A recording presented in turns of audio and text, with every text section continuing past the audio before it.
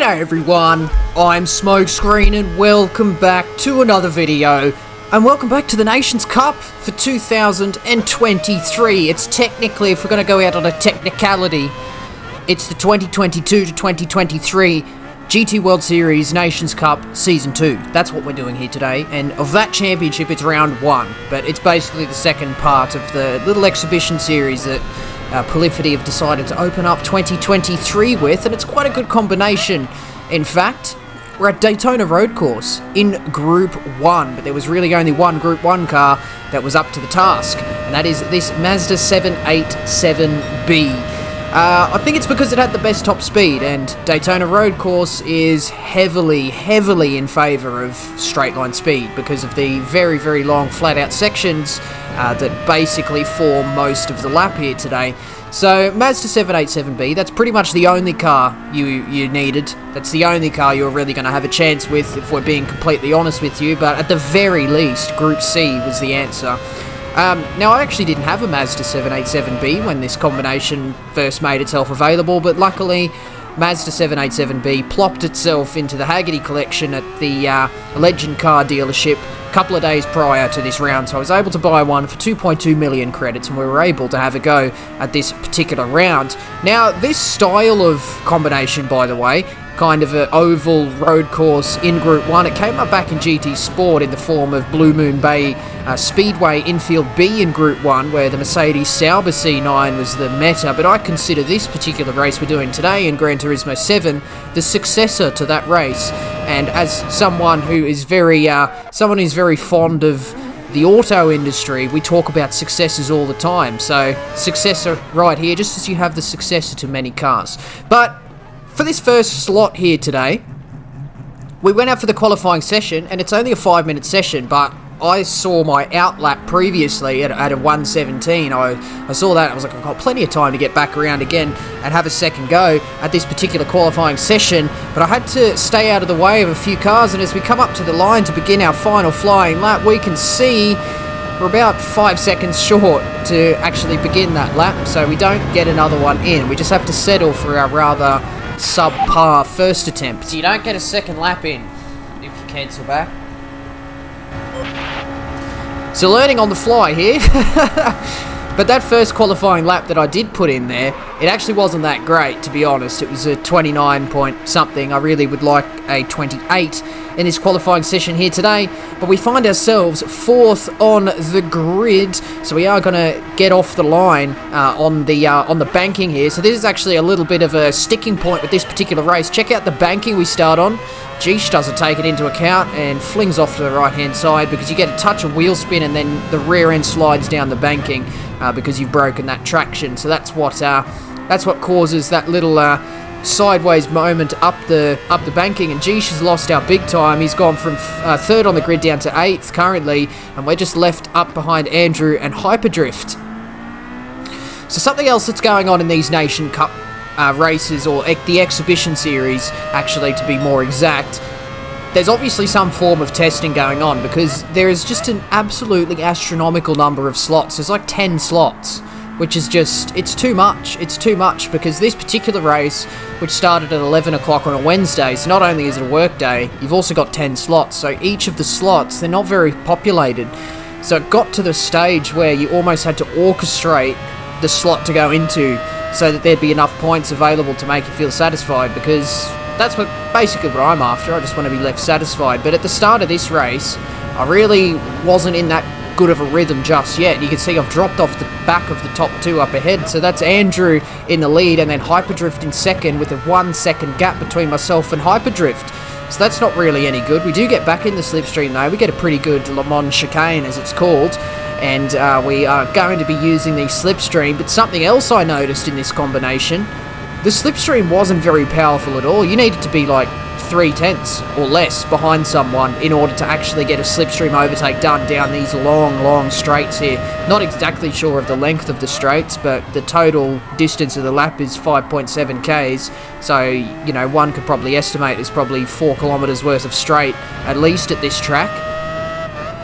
And somehow you still needed to be really close for the slipstream, which I guess is better than it was in GT Sport, where you could be 7 tenths behind and you'd have this strong slipstream. But look, by the end of lap 2, we've lost out. We've lost out there. We're 1.4 seconds behind Hyperdrift. Still 1.4 at the end of lap 4, so still not in the slipstream. 1.5 at the end of lap 5. The end of lap 6, or the start of lap 6, sorry, 2 seconds. Start of lap 7, 2.3. We're just dropping off the back here, and there's not really too much we can do. So that race continues on. We basically just sat on our lonesome in that gap for quite a while. That gap kind of fluctuated around the 2-second barrier. But as we head through turn 1 of lap number 10, that gap to Hyperdrift just comes down 1.4 seconds. So he gets a little bit squirrely out of turn 1 there. And that just means that gap closes down. I'm able to get back within touching distance a little bit of Hyper. So I think it's evident at this stage that Hyper is a little bit stronger at the start of the race, whereas as we get deeper into the stint, I start to become stronger, and that's something that is going to be important for this race today, because it's actually a one-stop race, so you have 2 stints, and they're identical stints as well. The yellow flag's out. It's either going to be a backmarker or Andrew, and I would not bet money on it being Andrew, and as we round the corner, we see that the ghosted car is definitely less than 6.2 seconds up the road, so that is indeed a backmarker car. Thankfully, they're going to be ghosted out, so they shouldn't be too much to worry about as Hyperdrift gets past said back marker with not very much fanfare at all on the exit of the chicane. It's going to be our turn shortly. We have to make sure we get past Billy Jack without losing any time at all. But on the exit of turn 1, we just get an oversteer moment. Glance the inside barrier, almost spin out the other way. And that's tragic, absolutely tragic in terms of our chase towards Hyperdrift there, because we were starting to look like we were on the front foot in terms of that battle. Wow, that went quick. And it's all completely undone. That gap's back up to 5 seconds. I say back up, it's up to 5 seconds for the first time in this race.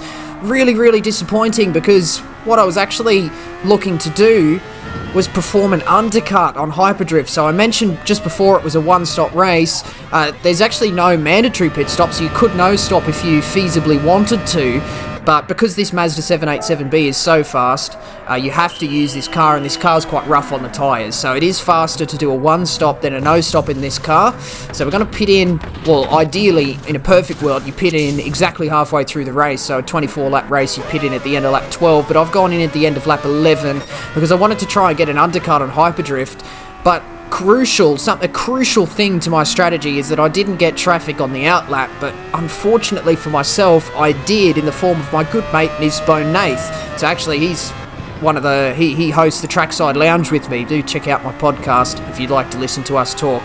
But rather interestingly, right, something that I was kind of had in the back of my head at the time, Nismo Nath and Hyperdrift are actually teammates, and in fact, Nismo is Hyperdrift's team boss. So Nismo runs the Hooncorp Esports, and Hyperdrift is one of their drivers. So not sure if Nismo was aware at the time, but he was actually performing team orders here, which I can't be mad about whatsoever, as we do get balked into the chicane there on our undercut attempt. Might be my undercut gone. And I knew it at the time too. I was like, man, no, I've come out behind someone on an old set of tyres. It's no good for my strategy. Nismo pits in at the end of lap 12, which just releases us back up into third spot where we were, and that gap to Hyperdrift has opened up to 6.3 seconds. So that undercut there hasn't worked very well whatsoever. And then Andrew's 13 seconds up the road, so the lead's definitely out of the question. And by the time we skip to the end of the race, that gap to Hyperdrift remained fairly constant, 5.8 seconds, but the gap to Andrew opened up to 22. But we are going to just finish on that last step of the podium. But look, plenty to learn in that race there, I think. I think the undercut could have worked well had we been that close to Hyperdrift, but we simply weren't off the back of a mistake. And what I think happened, and you know, flicking through my book of excuses here, I think I got a bit of dirty air off the back of the back marker. I think even though they're ghosted out, you can still get aero effects off the back of back markers. So I think that's what happened through turn 1, but you know, I don't really have any other justification. 229 points for my effort there. We're going to enter the next slot where we put it on pole position, and the only other driver that, you know, I've traditionally seen top split is Lewis down in third. But by the time we get through turn number 1 here, that gap, actually, the gap remains the same, 0.3 of a second. Actually, no, it does open up to about 1 second by the time we get up to turn 3, I think it is. Or is it turn 4? Depends how you count the corners, really, but we're not going to get into that. But this starts a conversation that I was basically having all day, and I touched on it in the first race. There's just too many slots. So this was slot number 2 at 12 o'clock Australian Eastern Standard Time on a Wednesday. Slot number 2 of a GT World Series race. And there was essentially no other top split driver. No other driver I'd traditionally race in top split there. So that's a victory by a country mile. 30 seconds, pole position, fastest lap, clean race, 3-star result. And there's 2 things I want to note here. The number of points, 231, doesn't really seem commensurate with the level of drive I put in there. But also my total time, 36:09. Keep that in mind because that's going to be important for later in the video. This is slot number 3, or it might be slot number 4. I think I skipped one. Where once again I started off pole position in an effort to try and improve my point score, but I get a bad start. I end up falling victim to the banking, and then I end up sort of getting balked. Race Pig sends it up the inside, and then who's that? Super Slav gets up the inside through that opening chicane. I think they call it the dog leg. Get through the dog leg, and we've fallen down into 4th. Not really ideal, because the other thing that's on the line is my driver rating. So because I'm up against not my normal top split friends, I'm up against sort of lower level drivers. If these people beat me with their lower DR, that's going to form a bit of an issue for me in terms of my DR, because I'm going to be losing massive chunks of it if I don't finish ahead of them. But this particular race, I did start off pole position, made a mistake, lost a couple of positions, and this one wasn't so straightforward compared to the one we just saw previously. So Hainsey is 7 seconds up the road, which isn't good because I beat him in the previous race by 30 seconds. Thankfully, one of my opponents ahead of me makes a mistake. Super Slav gets all out of shape through the Le Mans chicane, which promotes me up into 3rd position, leaves me just with Race Pig to worry about now, who turns in way too early for turn number 7 or 6, I don't know, depends what sort of track map you're looking at. But out onto this banking, we're right behind him now. Look at that, 2/10 behind. This should be close enough to try and get at least side by side just before this bus stop coming up. He's going to defend to the inside there. We're going to switch to the outside. We're not going to hang around here. And he just completely backs out, actually. He just gives up that spot, obviously, trying to look to get something done on the exit. But as we get through there nicely, oh, he's way out sideways. So that's going to be Race Pig out of the picture. He's over 1.5 seconds behind me now. As we skip ahead to lap 18, we've done our pit stop. And we've just put in some consistent lap times there. You can see 28's the last few laps there, but we get a really bad chicane. And I think, in fact, somehow we managed to cut that 3rd part of the chicane. We get a 1-second penalty. That gap to Hainsey was coming down with our really good pace in this second half of the race, down to 3.6, and it was starting to look like I may have been able to catch him before the end, which I will need to do if I don't want to lose a huge chunk of DR. But unfortunately, this penalty is going to increase that gap at a crucial moment in the race, coming towards the last 5 laps of the race. I really need to be closing this gap to Hainsey, not opening that gap. So that gap's up to 6.3. As we get another shocking chicane, we get another half-second penalty that we're going to have to serve on this lap. Thankfully, you serve the penalty pretty much straight after receiving it. That gap to Hainsey up to 7 seconds now, 7.3. We get a really bad chicane again. It's almost like the front end is lifting up as we head through that 3rd part of the chicane, and that's what stops us turning and makes us cut the 4th part. So we get that penalty there. Gap to Hainsey up to 8.4 seconds.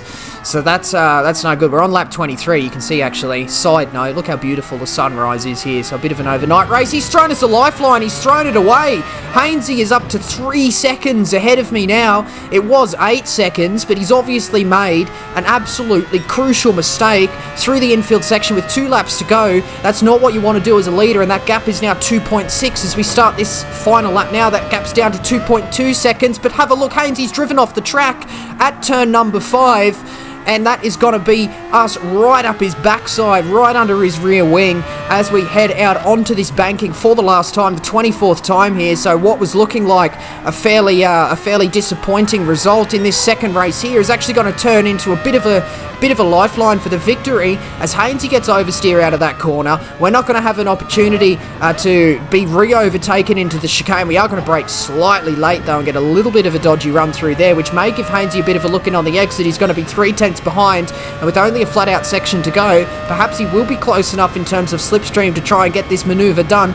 But we've spoken about previously that this slipstream strength is not as strong as we once thought it was.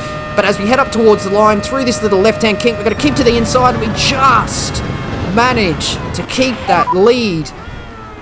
Oh, wow. Off Hainsey there, 0.04 of a second is all that margin was at the end there, but thankfully I managed to claw that victory back and not lose a huge chunk of DR. So that's all that was really in my mind at this stage, because there were no points up for grabs. You can see 226 points for that one, which is less than what I put in the last two races.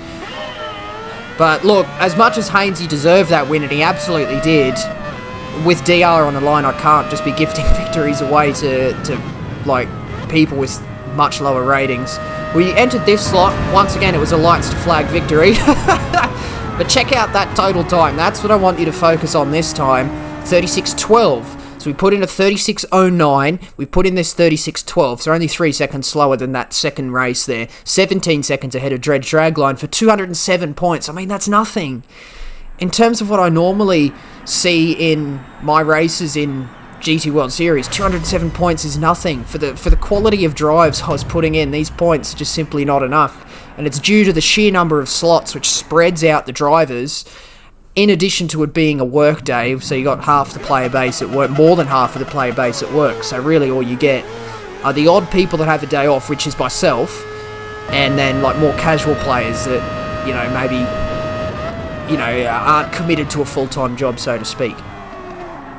So this was the last slot we were going to do for the night. In this slot, actually, we had to kind of orchestrate. So Andrew was going to enter, Tez was going to enter, so you can see Tez there, and then I've entered, Jeesh has entered, and we've got John Teeter as well. So thankfully, that pumped the points up a bit to about 280 for the win. So this is the one that counts. Well, let's take a listen to this lap here.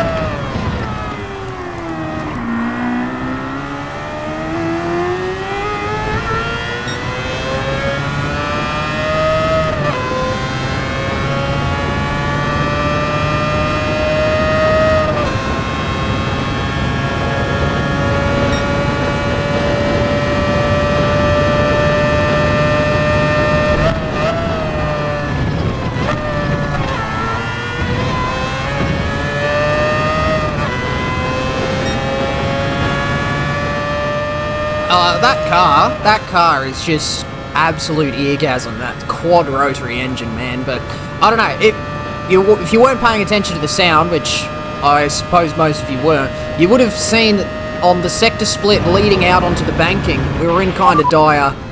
Oh, I don't know how I got away with that chicane, bloody hell.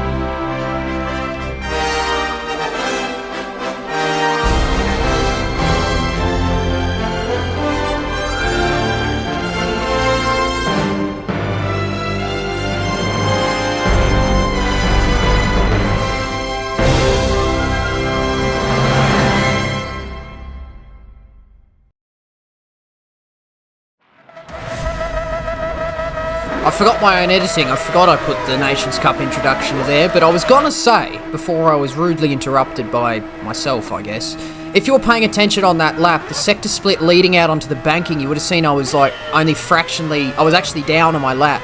But then I got an absolute mammoth chicane that I don't know how I got away with cutting as much as I did, and it just gave me enough lap time. Oh my god.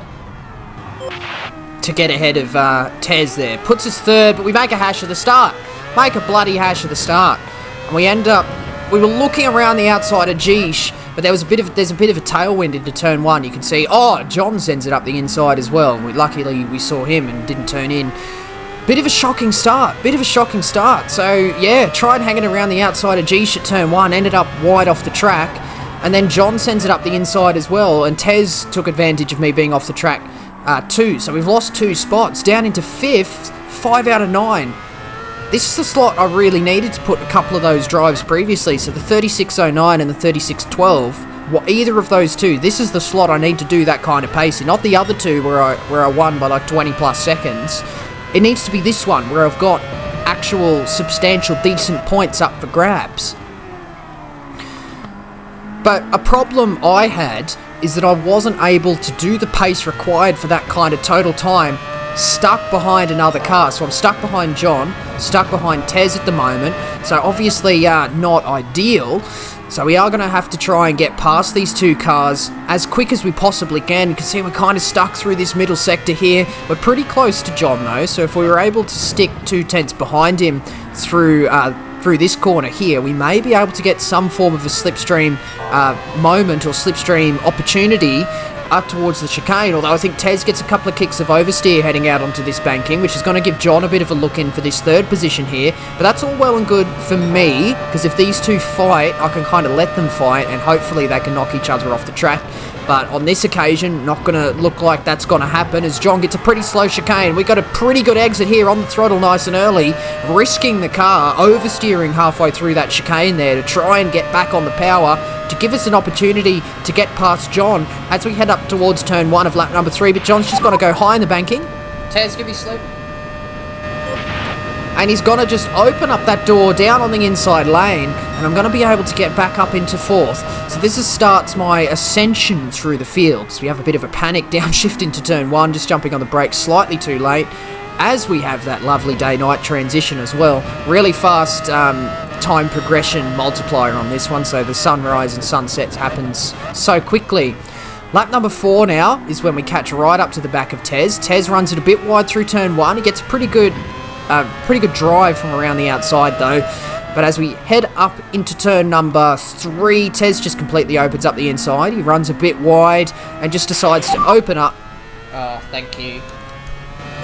Just opens up the inside, lets me back through, and now I finally got some clear air to try and get down some decent pace, try and rescue this race, because it's not gone well here.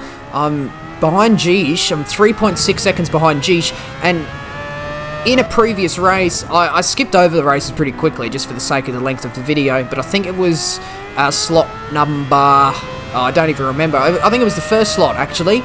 I was pretty similar on pace to Geesh, so with that 3.7 second gap, we are going to skip ahead to lap number 7 to see that gap has only opened up by 1 second. It's up to 4.7 now, so actually Geesh is slightly quicker than me at this stage in the race. Oh my god. Oh, I did like a wheelie off the 3rd part of the chicane. Damn it. I'm trying to stay within undercut range of Geesh.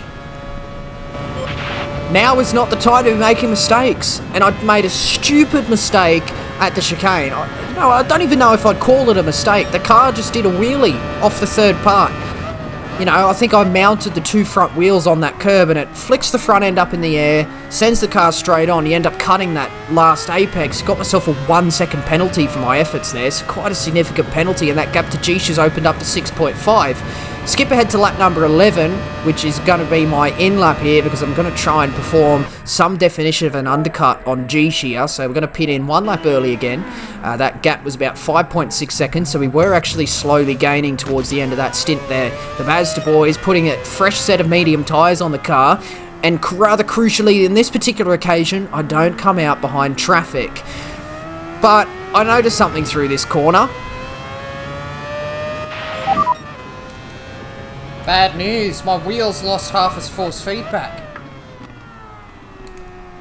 It does this occasionally and I need to like reset it. It's never done it halfway through a race before.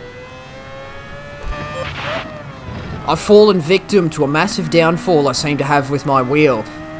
Occasionally, maybe 1 in 20 times I boot up the wheel, it's only got half its force feedback, or maybe 1 in 20 times I enter a session. It's only got half its force feedback, which means I've got to like put a load of lock on the car to try and get it to turn. I've got no feel. So that's what I'm suffering with now. Obviously something in the pit stop triggered the wheel to malfunction, and normally what I need to do is unplug the wheel and re-plug it back in to fix it here. Oh, fixed it. So my undercut didn't work because I hemorrhaged pace with the wheel drama, but I managed to fix it halfway through the race. So actually I paused the game by accident and it fixed the force feedback, and you could see when I unpaused, the car like darted down below the banking because I was holding a constant steering angle, and then when the force feedback fixed itself, all of a sudden it was turning more than what it was without the issue. But after all that drama, everyone else has gone into the pits. The undercut on Gish hasn't worked. We're 7 seconds off him now, so really not ideal. Nismo Nath went 1 extra lap. He pits in, releasing me back into the podium. But at this stage in the race, on the final stint, there's nothing much I can do except lap absolutely ballistically. And what doesn't help that is ramping the chicane again, and I'm going to get myself a penalty here because I ramped that chicane again. That gap to Gish is still 7.5 seconds, so we served that penalty. The gap's up to 9 seconds, or 9.5. On lap 20, we've ramped the chicane once again, so that 9.5 second gap, once we serve this half-second penalty we're going to get, which thankfully was the last of the race, that gap opened up to 11.5 seconds. We managed to just finish on that last step of the podium, 25 seconds off Andrew. Well, in the wise words of Yuki Tsunoda, I'm not happy. I'm not happy. I should have beat Gish there. I've done 2 races tonight where my total race time was faster than Gish then.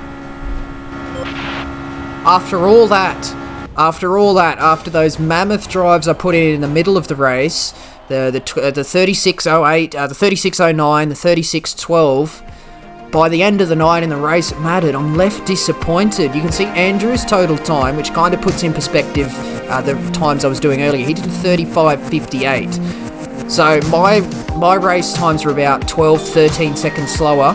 Gish finished 14 seconds behind him. So had I put either one of the 2 drives that I'd put in earlier in the day in that race, I would have been ahead of Gish, and I would have had that 270-point result instead of the 261-point result that I managed to bring home by the end of it. But I guess to put things in perspective a little bit, I had a shocking start, which really made that race a lot harder than it needed to be.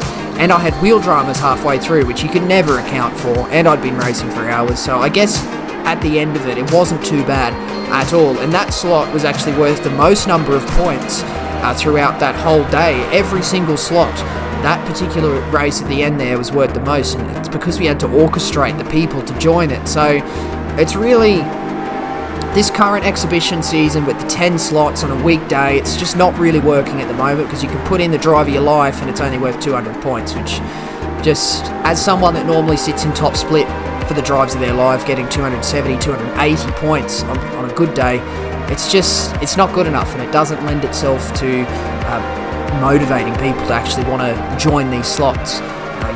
Sometimes the daily races are more fun, but at the very least, absolutely beautiful car to drive and a really, really cool track. I'm a big fan of the Daytona road course. I wish the corners were numbered properly. For some reason, that really bothers me. But all things aside, that's the start of the Nations Cup for Season 2 of 2023, and it was a beautiful combo, and some of those drives are some of the best, the best quality drives I've put in my entire Gran Turismo 7 career. If only I just had the points to show for it on those couple. But anyway, that's going to finish up this video that's already gone on for too long. So do hit the like button if you enjoyed, and do subscribe if you'd like to see more videos and streams from me. Do leave a comment as well, as questions, comments, and constructive criticism, as always, very much appreciated. But that's going to be the end of this one today, and that means that is it from me. So once again, I do thank you very much for watching.